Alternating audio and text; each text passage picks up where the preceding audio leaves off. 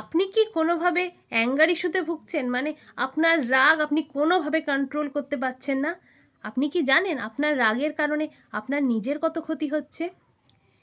WHO বলছে যে রাগের কারণে আমাদের পৃথিবীতে heart attack, strokes, digestive problems এবং যাবতীয় নানান যে প্রবলেমসগুলো আমরা আজকাল শারীরিকভাবে ফেস করি, সেগুলো সবই কোনো না কোনোভাবে আমাদের রাগের কারণে। এবার কথা হচ্ছে রাগটা আমাদের হয় কেন? যদি আপনার এটাই সমস্যা হয় যে আপনি রেগে যাচ্ছেন আর রাগ কেন হয় বুঝতে পারছেন না, তাহলে এই ভিডিওটা স্কিপ না করে পুরোটা দেখুন। কেননা আজকে আমি আপনাদের বলবো যে রাগ আমরা কেন করি, কেন আমরা রাগে ফুঁসতে থাকি আর অন্যের প্রতি নেগেটিভিটি রিলিজ করতে থাকি। রাগ আপনার তখনই হয় যখন আপনার অটোনমাস নার্ভাস সিস্টেম আপনাকে বলে যে কেউ আপনাকে অ্যাটাক করছে, বা কেউ আপনার থেকে বেশি এগিয়ে যাচ্ছে, বা এরকমও হতে পারে যে কেউ আপনার দুর্বলতার সুযোগ নিচ্ছে, এটা আপনার মনে হয়।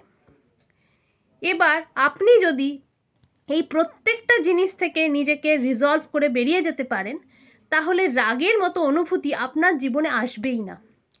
আর যদি এই অনুভূতি না আসে, যদি আপনি আগেই সেটাকে সলভ করে ফেলতে পারেন, তাহলে আপনার লাইফে রাগ আসবে না।